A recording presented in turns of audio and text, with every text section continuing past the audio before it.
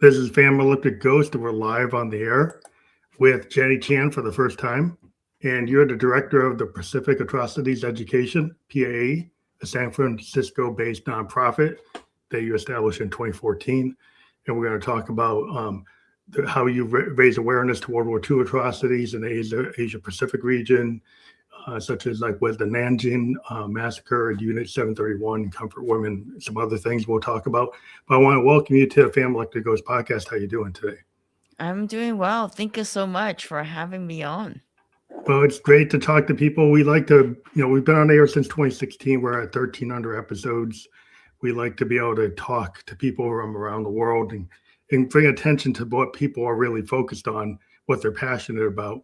In that frame, we use, if people see that QR code on the screen now, we use a service called Podmatch to get book and find guests. So if you take your phone and you scan that QR code, you can find out about that with our affiliate opportunity. But And by the way, Happy New Year. I realized that this is your first episode for the year. yeah. Even though we've done 1,300, like this is the first for this year. Yeah. So Happy New Year for your audience as well. Well, thank you. And so before we get to the heart of your story, I always ask a couple questions of any guest, like what motivates you and why do you do what you do? Yeah. So at my core, really don't I really think that the painful lessons of the past, and trying to ensure that's not erased or forgotten, and also the forgotten atrocities of from World War II in the Pacific. And in 2026, Japan is opening the year with buying tons of weapons from the United States and trying to remilitarize again, despite the fact that 80 years ago they have basically killed tens of millions of people in Asia. And growing up in America, I was also caught between the lessons I learned in school and also like what I hear from my family members, like my grandma, about about her life when she was younger. And I find that in school, what we learn is it's often glossed over, and I think like mainstream media always gloss over some of the stuff. And so then when you read reality, you're like, wait, hold on, wait a minute, this can't be true. And for example, the Asian theater of the war, which affected 30 million people in World War II. And if you think about it, it's not that long ago.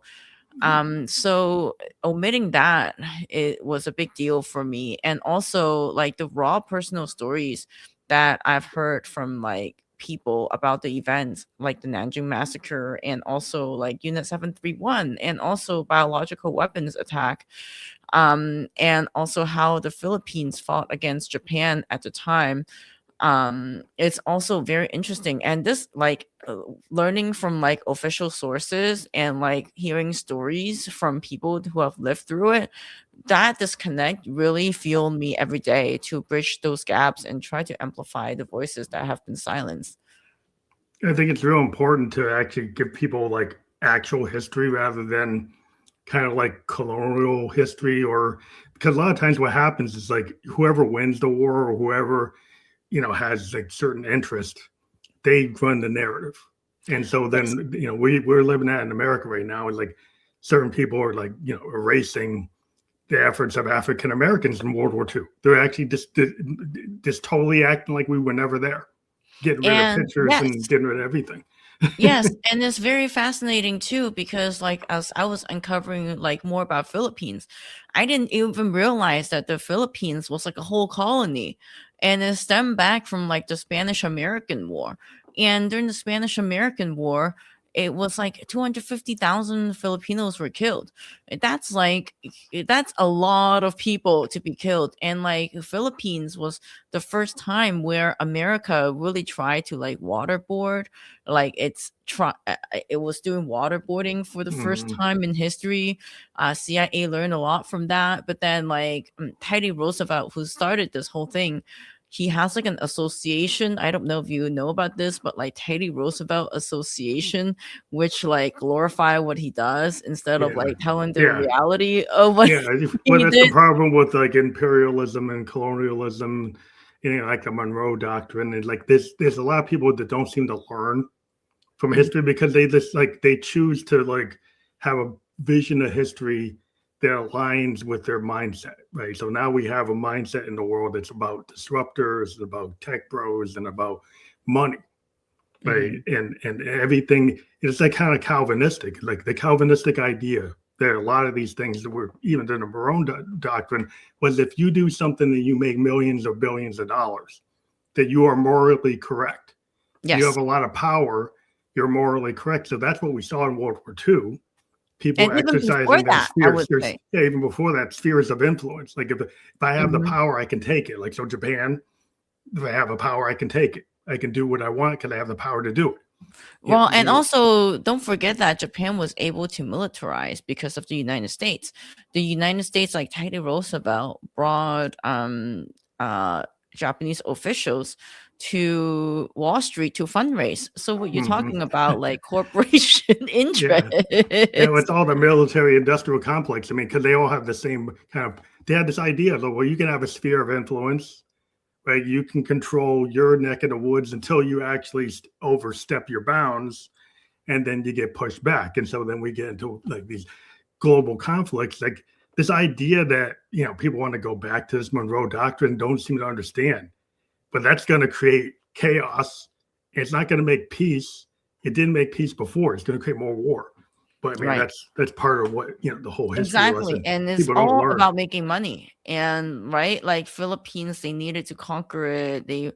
And also the press, like what you were saying, the press is very profit driven. It's totally So profit driven. what? It's totally profit driven today. I mean, it's like I don't even know what the journalistic principles are. I mean, you have to find it like in non-linear media. Like is where things are now because you can't trust the normal gold standards like the Tiffany Network, CBS. I don't know if I can trust what's going on there. New Mhm. York Times, is becoming co-opted. It's like a lot of things that I grew up in the 70s, thinking, oh, I can read New York Times, I could read Time Magazine, I could read Wall Street Journal, I could read, certain things I knew they were going to be correct. And now I'm like, I'm not so sure. Yeah, but even during like before, even in like when America conquered the Philippines, right? You see a lot, and this is like really the beginning of I would say the Pacific interference, and Teddy Roosevelt was really in charge and wanted America to be in the Pacific, and they wanted the Philippines to be a part of that sphere of influence. and, hmm and, and what's fascinating to me is like a lot of those things really resonates today, like getting their resources right. Yeah, well, we Does want to that take sound we're familiar? trying to take like trying to say North America is South America and Americas are ours, right? So we Right. can just go to Greenland and just take it. We Yeah. can go to Venezuela and we can just take it, right? Yeah. And then we can say, well, China can take Taiwan, and I Mhm. guess maybe if China's the big dog, it's like, well, are they going to let China take Japan? I don't know what their mindset is, but they got this idea of that sphere of influence coming back, and they don't seem to have Well, paid attention. Japan historically is more aligned with Americans. Teddy Roosevelt called them the Aryans, the Yankees of the East. Mm-hmm. And so they thought that they can trust Japan to be kind of like a junior partner in a sense in the Pacific. And so and so it's very interesting how that still plays out today when Japan is buying like military weapons from Yeah, the United States, and they're trying to revoke Article 9, which they're not supposed to like restart their military. yeah, that was part of the whole surrender negotiation was they're never supposed to militarize again, and now like then it's a kind of a duality. Is like if China can have Taiwan, are you saying Japan has a fiefdom and then China has a fiefdom? So it's a dual management between Well, Japan and China. Japan has a lot of military bases by the United States right now. Mm, And so, in a sense, it's kind of like in right before World War II, when Teddy Roosevelt handed Korea to Japan and say that, oh, well, we're going to stop at China, right? But then Japan is not stopping, did not stop at China. In fact, they invaded China in 1931. And what's interesting is that, like, then why were Americans really think that Pacific War started in Pearl Harbor. But in my honest assessment, I think it started 10 years before that in Manchuria, or it can start 20 years before even Manchuria, when Teddy Roosevelt handed Korea to Japan. And There's a so, lot of atrocities associated with that, right? yes, Koreans had comfort women. There were comfort women in Korea. There were also, like, they basically tried to erase their language. And even today, when I was traveling in Korea, like, people are like protesting in front of Japanese embassy every Wednesday. And it's like, it's not that kind of like relationship that they want to have with their neighbors. But like, I don't really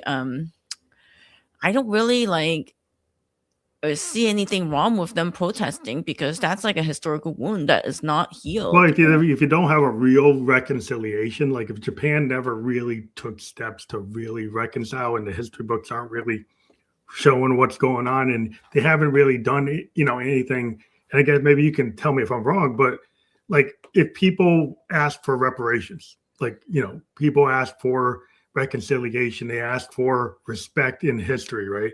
But if you don't, within Japan, if you really don't have a sense of reconciliation, right? If they don't have any sense of redemption or even acknowledgement, well, that's not positive. How are you going to have a good relationship if you're not doing that? Right, exactly. So, and also not to forget that their current day prime minister often go to Yasukuni Shrine. That's where they enshrine their war criminals.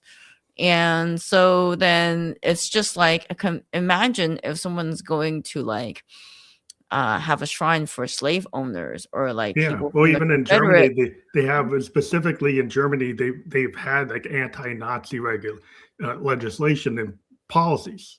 Right. But it sounds like from what you're saying, in Japan, it's like they're not doing Opposite of that. that.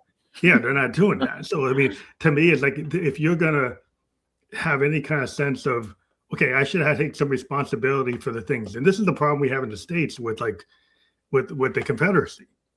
There's it's like they never really took care of it. If you think about it, we never got our reparations as African Americans, right? We never got our 100 acres in a mule. The whole idea of the South basically just criminalize blacks and put us back into the cotton fields. So I mean, that's kind of what happened. So it's like, and even to this day, they're still fighting it. You still see they're still fighting it in their mindset.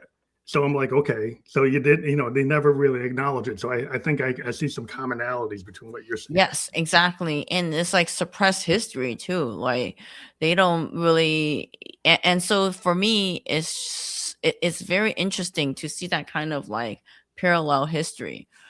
Yeah. Yeah, I mean, because I think like your organization, like you founded in 2013. Like when you first founded it, what was the reaction? I mean, did you get a lot of people that were interested? Did you have to build like a People lot? don't know what people didn't know what it was. Like, Hmm. people still, like, today, if I talk to some media journalists, they might take a month to write an article because they have no idea what I'm talking about. And so they need to do research, and then they're like, oh, it sounds terrible that 30 million people died. Are you sure this is the number? Then, like, they go back and then they Google it for a month, and then they got back to me. They're like, oh, I'm so sorry it took me this long, but I really needed to verify the number. I'm like, what is it that you don't understand, that like this many, like, it's so unbelievable that people like kind of discredit what we do, right? But then I'm like, this is Yeah. real, this happened. I scanned like 1 million pages at the National Archives. Why are you questioning Well, I like think specific- it seems like to me, like when you bring up something that's very powerful and it's true and it's negative, like it has a negative connotation, it doesn't give people like the warm fuzzy feeling, right? Mhm. It makes them have to think about human behavior, Right. right? And when people want to have narratives where they act like that things like that never happened, or they don't want to believe it happened. That's the biggest problem to actually making progress, because that allows, like what you just said, in Japan, for people to go still, be, not, celebrating people who are criminals. Right. Right. So if you never address it and you don't, then people can get away with things like that, because Right. nobody knows what you're doing, because they don't know the history, because you're too scared of it. You're scared. Oh, it's too controversial. It's too this, it's too that. Right, exactly. But it's the truth, like it's historical truth. So just because it doesn't fit into their narrative doesn't mean that it's not true. And so I think it's, and I'm happy about what we're doing now, because like just last year we had high school students who have been on our website who then made a documentary and won National History Day. So I think what we're doing is resonating with some people, and yeah, and so I think I am proud of how we're trying to bridge that gap. Well, I think it's super important for people to know history, because there's a certain type of mindset that's out there, and I mean, I always try to, and maybe I'm pinning it down, but like this idea of the disruptors that want Right. to break things. They just want to break. They don't want to know history. They just want to break everything. They think everything should be broken. But Right. there's some core concepts of like human civility, right? Like human rights. Yes. Those things are not like passe just because in your kind of dystopian AI world you think that you just want to blow everything up and see what happens. And You know, I think that's why AI is so dangerous right now, because it can rewrite history. It's something that's not factual. And also, I don't know if you know of this guy named Lucky Palmer. He goes on and he's basically like a military industrial profiteer, I would say. And mm, he's saying things that are very dangerous, I think, for world peace. And like, but he's doing this because he can make money. So then they're like, okay, we need to prepare for a war for China. So we need Space Force, blah, blah, blah. We need this and we need that. And Japan right now is trying to make China sound like a threat, so then they can revoke Article 9, so then they can start wars again. And like yeah, within centuries, I mean, if you look into China Japan history, like for centuries that they have been neighbors, China had not invaded Japan. Japan China, invaded. yeah, and, like maybe they're in 1592, Japan like invaded China through Korea, and like they were then squashed. And but like so by stating that China is a threat to them, they can then buy all this like military Space Force and blah blah blah, so then they can prepare for war with everyone else.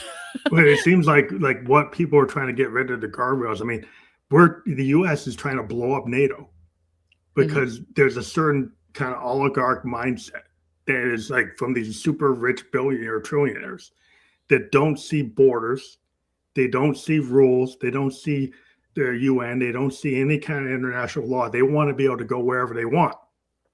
They want to be able to grab resources and people and power wherever they see it. And Yeah, if they go and cause an arms race, well, that makes them money. If yeah, they cause people to hate their neighbor, that makes them money. I mean, though, if you look on the net, the algorithm works when you do things that push hate. You make money pushing hate more than if you push peace and love. You don't get that many people clicking on you. yeah. That's true. That's very true. So they kind of are designed to create this disruption and create this, and they create whatever reality, and then you just feed your own base. Like you only see the things you agree with.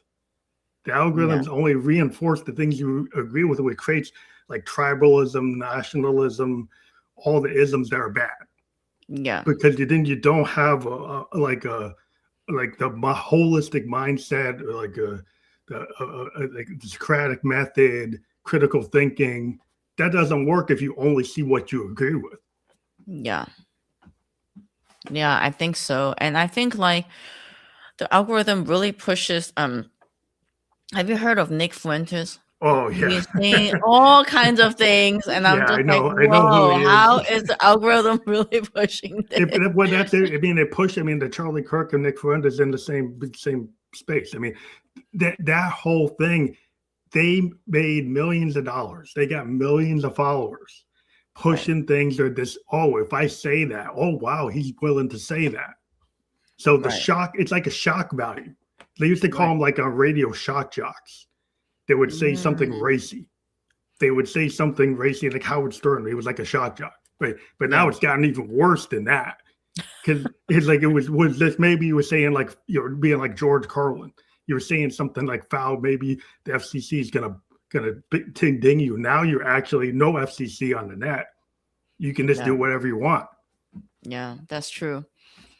Yeah, anyway, and so yeah, so our nonprofit, we're just trying to really push to like humanize the stories that are like being normally forgotten in World War II. And after World War II, there was the Cold War, and so then the United States really needed Japan's help in fighting China.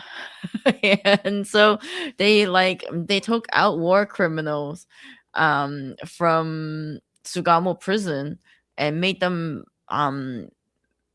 gave them power essentially. And like a lot of the Unit 731 human experimentation like scientists were also given like um deals to not only get out of jail free, um but also like have like prominent career. And that to me is just injustice. Like I have a feeling that we now live in a multi-tier justice system, versus like if you have something to sell and you have something to trade, then the system is not going to come Oh against you. yeah, I mean, if you can look at that, I mean, the same thing happened in Germany. I mean, the whole NASA and our ICBM program was built on all these Operation Paperclip.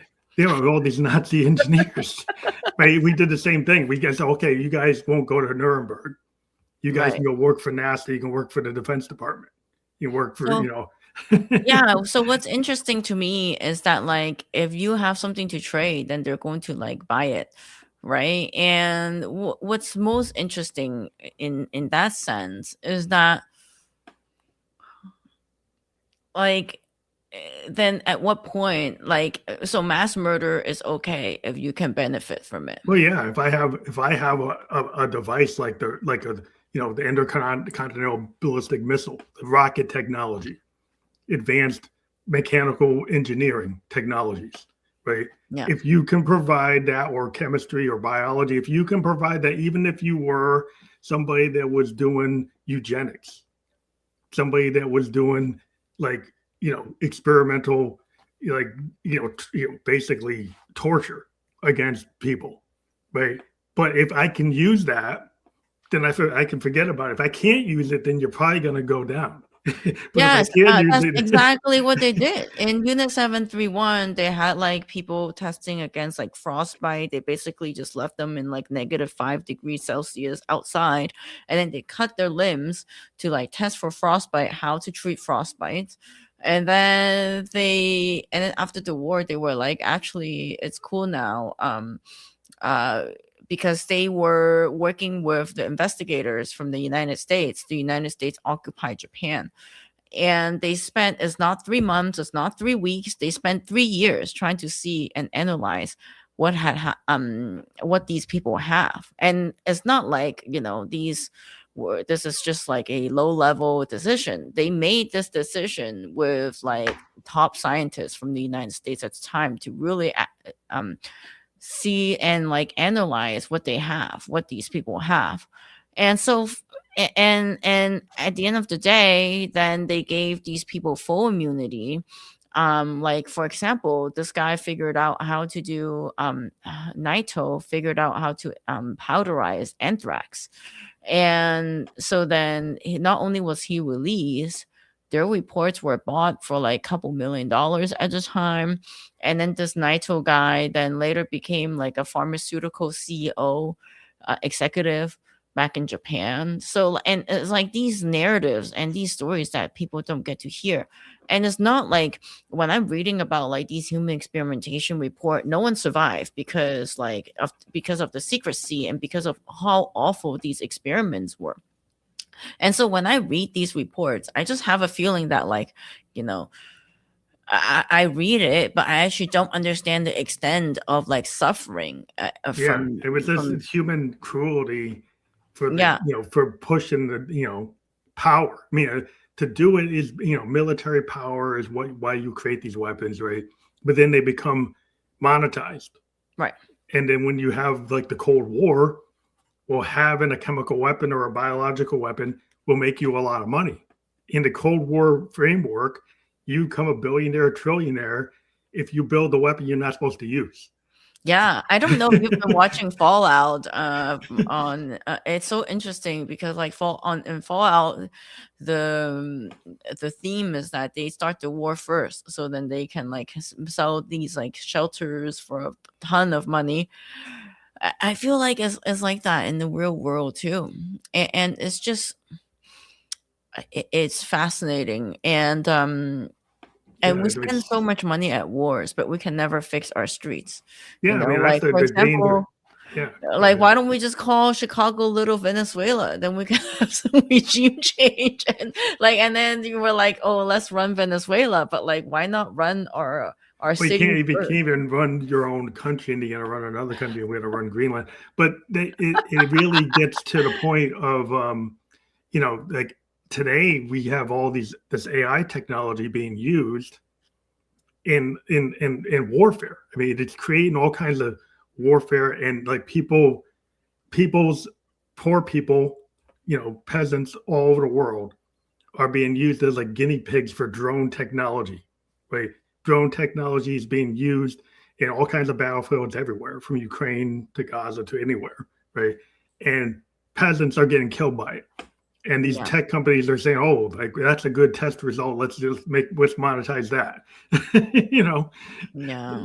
and so it's the same. Like we haven't learned anything from World War II. We're still continuing to take the new tech, there's new ideas, and then use it not to solve cancer, not to feed the poor, not to help people, but to hurt people. And allegedly, I'm going to say allegedly because these files are not fully declassified, but we're pretty sure that the Unit 731 weapons were then later used for the Korean War. It was used for against North Korea. And now, with Gaza, the situation that it's in, who knows? There's like journalism silence, who knows what's actually happening there. And that's why, I think it's really important to study history because we can really learn from history and it's a much more clearer picture when everything is declassified. Yeah, I think knowledge should be spread, but we got people who want to limit knowledge. They want to like tell you like, you can't, like as a journalist, you can't go into the Defense Department anymore. They used to be there and now you can't go there, right? And if you say something, they can say, well, even though you've got freedom of the press, they can actually say, well, you're doing something that's like against our national National interest. interest. So what's that? Do we have a Bill of Rights or do we have something else? So, It's interesting because, in countries like China, right? A Chinese person said this to me that Chinese people know their press just not to be trusted, but Americans trust their press still. And so even though that, all the media is kind of fake news, it's just the attitude of the people. yeah, well, the problem is like because the corporate structure of everything, Yeah. that when you go and you monopolize, when you go and you have all these mergers, then journalism goes down the toilet because like if you can't if you're it used to be that journalist, it wasn't about making money, it's about telling the truth. Hmm. But if your newsroom is run by some corporate interest, they suddenly won't let that journalist go and do that expose that actually is going to affect their stock price, or it's going to affect their bond price, it's going to affect their merger. So now you can't do it unless you're underground, or you just Yeah. put on the net, or you're some kind of blogger. Or they You know, call you a conspiracy theorist. It's very interesting, how that goes. Like for example, I was researching about like Unit 731, and then I was looking into like biological warfare, and like this guy named Jeff K, at which I invited him onto our podcast and our YouTube channel. He was talking about, the biological weapons being dropped into North Korea. And when I was looking at the chart, I'm like, this is very possible because, as I understand, United States acquired this weapon, and who knows what the hell was going on afterward. And then, but then, like, I saw somewhere on the internet that they have already labeled Jeff K, which I thought his research was pretty good, as a conspiracy theorist. It depends on who labels them. Yeah. Like it kind of depends, like the who labeled who, like because everything is so polarized. Yeah. Right? So like it's like which group is calling you the conspiracy theorist, right? Because if somebody, there are people who will say, the sky is purple, right, and then they believe Yeah. it, right? And if you tell them it's actually blue, they say that you're the conspiracy theorist. So I mean, I don't know how to how to judge anything anymore because like it depends on who's got the control of the ether, right? So Yes, and I find that it's interesting because, like, if you watch international news nowadays, international news and domestic news in America are very different. So it really is depending on like which narrative you want to hear. And I always think that, like, if you want to see current news, like, the truth is always somewhere in the middle between domestic news and international news. yeah, I mean, you watch like BBC, you watch Al Jazeera, you watch international news. You have to. The way I look at things is, in order to have like a full picture, I kind of need to see all the channels, and then I'll discern what this side's saying, what that side's saying, somewhere in the middle, or somewhere here or there. It depends on the issue, is the truth. But you can't just get it, from one side, and because there's so many shades of gray everywhere that you've got to be, have some critical thinking in terms of, does somebody have an interest in telling me this, right? Is there actually, a corporate interest behind what they said, right? Or is it, if they say something and it's not going to give them a monetary hit, like they're not going to make tons of money on crypto, then maybe that's the truth. Yeah. That's kind of how you have to have some discernment. But it's just interesting that you chose to be a creator and actually use this as your topic because you felt like you need to tell people something that was historically important. Yes, and I think it still resonates today. Like, for example, this is an interesting story. We were doing interviews in the Central Coast and about the Philippines, fighting against Japan in World War II. And what's interesting from that is that I did not realize that, like, when we think about women in war, we think about women as like victims and whatnot. And what's interesting is that, like, these women that Stacy interviewed were not victims. They actually fought against the Japanese. And then I was then asking them, like, hey, but it was American colony. It was an American colony. And I learned that, like, when they were fighting against the Japanese, well, actually, when the Japanese arrived after Pearl Harbor in the Philippines, they were like, at first they welcomed the Japanese. They were like, oh my gosh, finally we get to be liberated from Americans, like, control. But then after they saw the Japanese brutality, they were just like, okay, maybe let's start. America was not that bad. Yeah, go with the devil you know. Well, it's like you go with the devil you know versus the devil you don't know, because it's just different levels. Right, of brutality. And so then, like, that really lets me to think, like, wow, this is just like the world's all comparative, isn't it? Like, and nowadays the news is always making like the Philippines is like our strongest ally in the Pacific, but I feel like that's a forced ally because Philippines has been a colony since the American Spanish War. And so that's really a forced ally. And now America is going to rebuild their base. And I don't know if you've seen like titles or like news headlines in the Philippines that say that now are that around that area is going to be the most amount of single moms, because now the GIs are going to go there, and Back again. Yeah. Well, this is yeah, it's very dark humor. yeah, But I get that's it. like the kind of stories that I want to tell, like as a creator, as into like history that actually matter, that actually affected people's lives, right? It's not like I just want to make up a story and No, you're telling like the consequences, because the thing is, like, people play these like Kissinger balance of power games. So you put a base here, you do an action here. You don't think about what does it do to the average man or woman on the street, right? right. What does it do to that family Hmm. when you go and take an action that somebody's like playing chess on a world stage? They get the Nixon Kissinger balance of power was this concept in the Cold War, and Yeah. everybody's like a pawn and they're Hmm. just playing games. And the games you do, the choices you make in Cambodia and Vietnam, and what you do in Nigeria, whatever you do, it has a consequence, Yes. right? And they just talk about, oh, we're fighting the Red Scare, we're fighting this, we're doing this, and doing that. But you don't like. Did you actually make it better for that family on the street Right. or not? Hmm. Most of the time, you didn't. And it's interesting because now you're not going to hear about that from the news because of Operation Mockingbird, obviously, and also because of CBS, who just bought CBS, right? Yeah, yeah. So of course you're not going to hear about you're No, not all you going to hear hear is like, "Oh, I'm gonna hear. interview Rubio and say how great he is." It's like sounds like something I wouldn't have saw. Like, wasn't somebody like doing that in Iraq?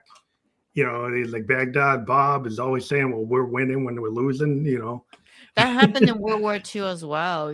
Japan was losing by like 1944. Finally, the tide was turning, and then the Prime Minister Tojo was going on the radio saying, "Oh, Japan is still winning, guys. Don't worry, Yeah, we're going to win." yeah. It's always that double speak. It's like the Orwellian double speak. That's where we live in a world of like the double speak is really big. It's like if Mm. we're really strong with the double speak everywhere.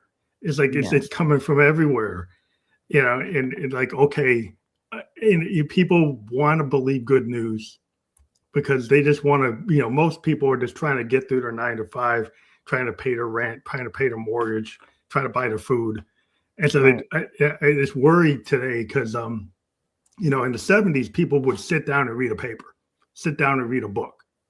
Now everybody is on the net. They got 15 seconds, 30 seconds to get pulled into something. How much thought is really going into it? Do you find the people that come to you are actually really diving deep and staying long on your site? That's a very good question. We used to publish books because I'm like, okay, maybe we can make like history like into a short book form, right? Then people started abandoning that, and so then we started making videos, and then our videos were hitting. But then like one day I noticed that our videos now have like, people are clicking into it for like 30 seconds. And so now we're making shorts. So shorts on our YouTube is actually the fastest way that we're growing, which is scary because like some of the short, I'm like trying to put it into context, but how much history can you Yeah, push into like 30 seconds of shorts? And so like yeah. now every day we're uploading like 3 shorts, and like it's just this attention game. Like and Instagram would not even allow you to upload video for like over 3 minutes now, and the algorithm would not push long I video mean, it like won't put. over Yeah, you three would. minutes. Nothing of any substance is pushed. It's always just the quick hits, and Yeah. people have to do these quick cuts. They go in with CapCut. They do all I these was tools. reading, yeah, I was reading that like nowadays because of brain rot, the average like attention span is now 6 seconds. Terrible. Like in music, I'm a musician, right? You got like less than 30 seconds to get somebody to like get the hook of a song. Yeah. Sometimes the engagement's like 5 seconds. If people don't hear it, they just drop it. And the thing is, like, it's like I'm a jazz guy, right? Most jazz music is like 7, 15 minutes long, right? So like these people today, like they can't get into something if they don't hear it. Well, in my conversations, there's tons of Yeah, changes. like Like, Instagram music. I mean, people back in the day used to listen to radio, but then now like Instagram music is like the thing. So then you now need to like time your music with like your Instagram reel and then like hope that it hits. And then and it's so funny because we have the internship program and most of my interns are like Gen Z and they're like they don't listen to the radio anymore and they know songs that they've heard on Instagram, like for example like the song goes on like whatever on Instagram. They know like if they catch interest within like 3 seconds they're going to look it up on Spotify. yeah, I mean that's the thing. It's really crazy that I just worry that you can't really make a good decision if you only spend 15 seconds on something. And Yeah. I think there's a lot of the people I heard film directors were saying they can't write complicated scripts because the Yes. people's attention span, they can't deal with like hidden or deep messages or something that you'd have to watch a movie twice to get. People Well, but won't do it. it's interesting. Have you heard of this like this trend of microfilm, micro drama? Like you have to make your drama hit within 15 seconds, and now there are like these apps. I think micro drama is taking over Hollywood now, like the market share of micro drama. And like when I go out in like downtown or whatever, I see, or when I go to like a shopping mall, I see people on their phone scrolling micro drama, which is like scary to me because like if you click onto like one episode on Instagram, it's always so like over the top and Yeah, it's like you can't get anything that's going to have any kind of building or any right, kind of complexity, right? Something that's not obvious. Like, right. and the thing is, sometimes for your brain to really digest, you need something that's not going to just hit you over the head, And right? so, for example, right now our shorts are on YouTube. We get some comments from like our old time followers that are like, "Oh, this short is not really explaining the whole story." Blah blah blah blah blah. I'm like, please watch the whole video. We have to cut it in short because the algorithm likes shorts. Yeah, it's just so I was hoping that there's a pushback because it's like junk food, like there's a reason you go to that local restaurant that's not franchised. You go to the food truck. You don't go to the franchise place because you want something that's actually going to feed your soul. And I Right. think people with media and information, the people are going to start realizing you're getting and taking so much junk that at some point you're going to decide like maybe I need something substantial. Right. Maybe I need to slow down and maybe not look at everything and make certain decisions about things that I'm concerned with. Yeah, I think so. It's very interesting that like it's hard for I think it's like Kurt Vonnegut said this that like reading a book is really like exercise for your mind and people it's like playing a violin. People who can like read words and like have words have meaning it's kind of like an exercise and I don't really see that happening anymore with people who can like read words and sit down and like I mean reading a book is really not a big deal like but like for now It's a people big need deal things. nowadays. Because I find it because I'm in tech. Like I'm a software guy, right? And I've Yeah. been a software guy since the 70s. Like, and we find sometimes the young kids come in and like they're really good at doing something quickly. But like if I'm like I've been on projects where it takes a year to build like something, right? And these guys want to build these apps, and apps are like junk food. You can build them real fast. Yeah. But when we have to build something more substantial, some of these young kids coming out, they have a problem because they can't really get these really intricate systems. And it's like the system is kind of falling down with some of the people coming out because they don't have the critical thinking. They don't step back and ask questions. They don't really kind of like why, what, how, And I what, also find it very interesting too that like people like to label things, right? Like for example, if you talk about like the why Vietnamese were fighting, and then they were like, that's a communist statement. So then they have all these isms. They have like all these things. Like, for example, if you talk about like Chinese victims during World War II, they're like, that's CCP. Like, that's communism. Like, I don't think that people were fighting the war trying to survive, going like, oh, this is I'm trying to fight for this communism like cause. I don't think people were fighting a war of like invasion, like, oh, I'm going to fight for this like capitalistic, like there's a lot of like labeling involved. And then there's when all you're these talking, filters. Yeah. and so then it's like everything needs to fit very neatly into a narrative that they have in their mind, and then this narrative is shaped by like 6 seconds videos. That is like the most like frustrating part I have in terms of like creating content for like for anything now, because you can't have like a very deep conversation. All you can have is like the 6 second video, and then you have to fit what you're trying to say in that 6 seconds. Is very tough times. It's very interesting. Yeah, it's like kind of like it's like you have to do kind of a clickbait Yes. to get somebody to come in, and then Right. if it's a deeper thing, it's like further in, because if you got to avoid getting like put into these lanes, because people want to filter as, oh, well, that's communist, that's socialist, that's democratic, that's MAGA, that's this, what's like that. Right. So as soon as somebody sees something, it's like, oh, it's that means I don't like it. Right. So if you have to try to not get, unless you want to draw that person in.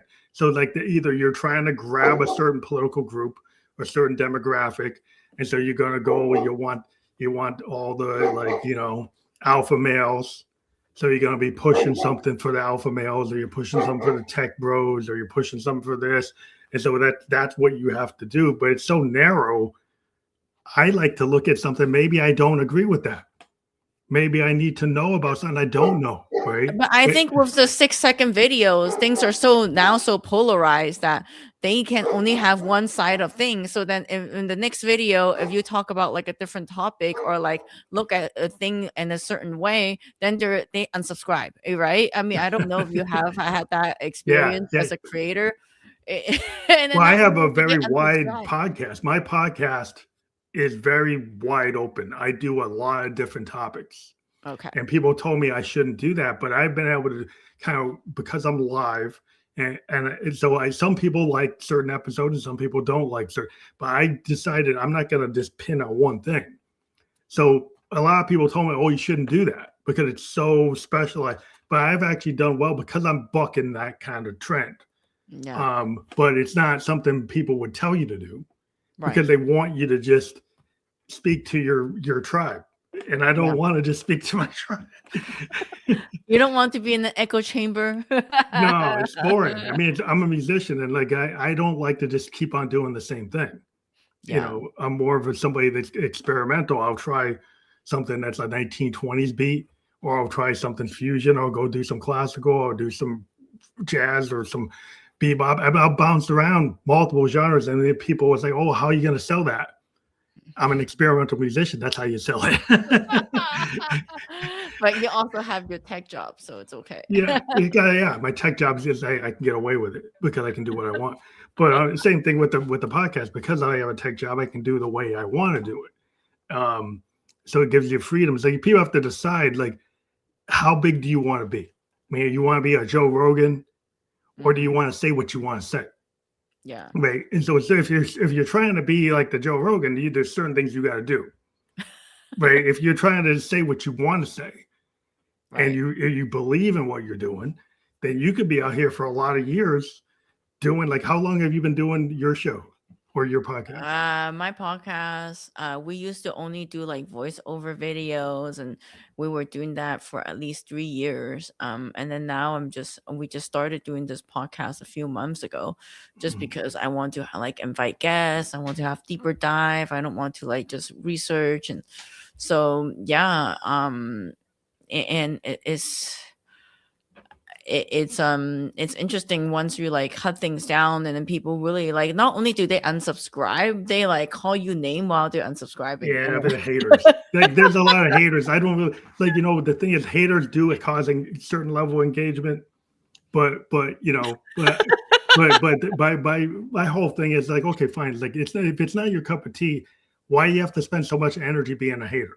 Right, Right, and then some people really cannot like I have this one hater who was a hater, was like, "Oh, I'm unsubscribing," but then the next day he's like still commenting on my videos, yeah. and I'm like, Sometimes the dude, haters create a lot of I really engagement. appreciate you guys with the engagement, but like, why are you like? And this guy would like leave like 5 comments in a row, and then just nonstop. I'm like, dude, you're creating engagement, which is good for me, but at the same time, like, can you But these people got that conundrum, they get pulled into the thing that they say they don't like, but then they're there all the time. So then they're kind of questioning. But I think there's something I mean, I'm not a neuroscience kind of girl, but there must be something happening with like the 6 seconds videos, and also with like people who get so like pulled in to like leave hater comments. Like it must be in the same, like something must be happening to our brain in this digital world. Yeah, I think people would just get pulled into the thing that triggers them.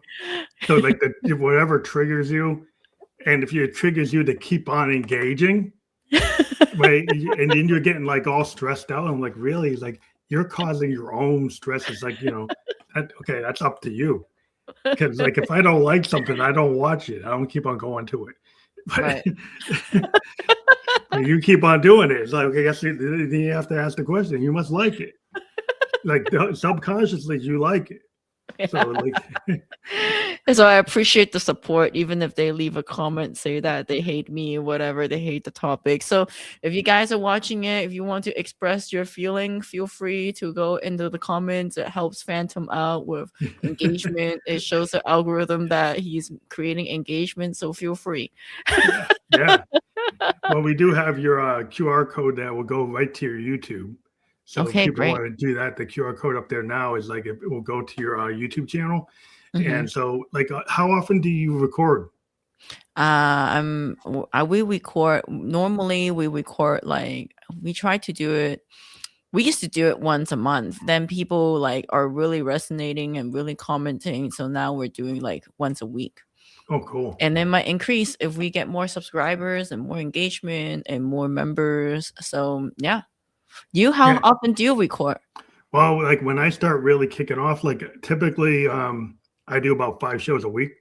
But like this year, this at the end of last year, I gave myself like the month of December. I took a break. Normally, I have maybe 15 to 20 episodes a month. But then I gave myself a break. But this month, I'm coming back to that. So I'm about 15 to 20 episodes a month. Wow. So I give myself the weekends off. But that's. And how's it been going? How's it been going like with recording? Like, well, yeah, because I do live, it's kind of weird. Like tonight, I actually have another one at 7. It's like 6 o'clock here. So some days I'll do like 2 shows a day or 3 in one day. And then other times, because I'm a musician too, so sometimes I have some time for my rehearsals or recording. But I just feel like the engagement to me is just talking to people, being an artist. The more you talk to people, like you talk to writers like to go around talking to people or observing people because it gives them ideas. And so my whole people would say, well, how can you do a podcast? Doesn't that interfere with your music? I said, no, it actually helps my music because it gives me ideas. It gives me like it makes my mind think of things that maybe I wouldn't have thought of if I hadn't to talk to somebody. Yeah, now you're going to make 6 seconds songs that's gonna hit on Instagram. I still do my 10-minute songs. I still do my 10-minute songs. I do podcasting with James Bradley nowadays. He's like he was a New York Times bestselling author for Flags of Our Father. I think he was on the chart for like 60 weeks. And I asked him like, how do you feel that people are now like watching 15 seconds videos of you like talking to me on the podcast instead of reading your book? He's like, well, I'm still going to write books, but yeah, still gotta write them. There's gotta be somebody, everybody's doing the audio book because they gotta like multitask. So he's like, oh, like I see all these people now. It's like they just like they read books through audiobooks. Yeah, I mean, when I'm walking my dog and it's like a recreational book that I'm reading, I do just put on my earplugs and just walk him. It's like no big deal. Yeah, because that's one way that people are able to get the books in. So I see a lot of authors I've talked to really in this world now have to do an audiobook to get additional engagement, because if they just do the written book, they might not get all the engagement. I mean, they still have a really hardcore group of people who like to read, but Right. it's not where it was, you know. Exactly. But it's interesting that, have you ever thought of getting back into books, or are you saying, no, I'll just stick with podcasting? Oh, we do books. You I still still would do books. Yeah. In fact, we just published a book, The Rise of the Quantum Army, and we spent like 2 years researching into it. And this is the first English book about Quantum Army. Actually, maybe the first book, because I couldn't find one in Chinese either. Oh, And wow. it's basically about like how the invasion of China was able to happen. And so I highly recommend your listeners, if you're listening, get a copy, because we go into details. And the last episode that I just did with Quinn on our podcast talks about how parallel and like neat line it really is of Japan today and Japan when they were getting ready for a full-scale war. Yeah, it's dangerous. It seems like we got people at the wheel that just don't understand the dangers that they're bringing us into. They just seem to be like, hey, I just throw the lighter fluid on the fire and wonder, how did they become a conflagration? How did we get into this massive conflagration? I'm just trying to live an easy life. I'm not trying to like survive a war. I'm trying. Yeah, I mean, nobody needs that. I mean, I don't think it feels like we're dangerously walking into trying to survive a war. I'm just wondering, like, taking everybody's food stamps and taking all the healthcare away so they all join the military so they can go running into Central America. It's like we're wondering, like in the U.S., it's like, baby, that's the plan. It's like if you have to join the military to get your healthcare, then you have an army that can go somewhere.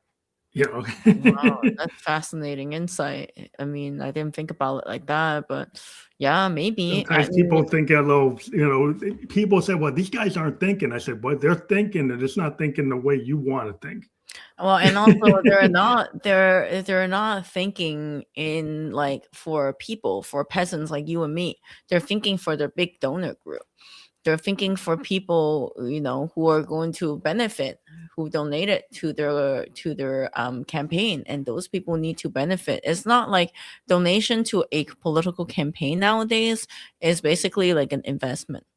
Oh yeah, I mean, most of the big donations are coming from these billionaire trillionaires or these massive PACs that are basically a big conglomeration of millionaires. So you get guys from like all the crypto guys, all the oil guys, all the plastic guys. Every group then has like a PAC, and they put their money and they put their candidate in, and their candidate has nothing to do with the worker. Right. It's the boss. Mm-hmm. And the boss's boss. That's who they're doing it for. And people say, "Oh, that's communist." It's like, well, go see, is the boss helping you out, or is he not?